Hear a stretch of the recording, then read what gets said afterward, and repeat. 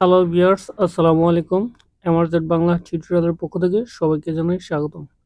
Friends, আজকের ভিডিওতে জানতে পারবেন আমরা অনেক সময় কম্পিউটারে এক্সেল মানে এমএস অফিসটা ব্যবহার করি।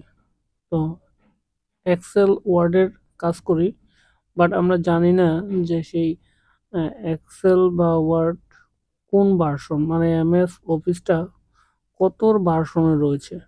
তো সেই ভার্সনটি কিভাবে দেখতে পারবেন, এই জন্য আপনাদের এক্সেল বা ওয়ার্ড অ্যাপসটি ওপেন করবেন, দেন ফাইলে ক্লিক করে অ্যাকাউন্টে ক্লিক করবেন। অ্যাকাউন্টে ক্লিক করলেই আপনাদের সামনে একটি পেজ শো হবে। এইখানে দেখতে পারবেন মাইক্রোসফট।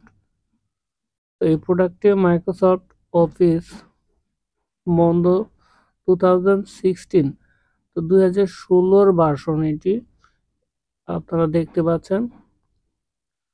তো এই মাইক্রোসফটটি 2016 ভার্সনে যে অ্যাক্সেসগুলো নিয়ে কাজ করতেছে সেগুলো এখানে শো হচ্ছে।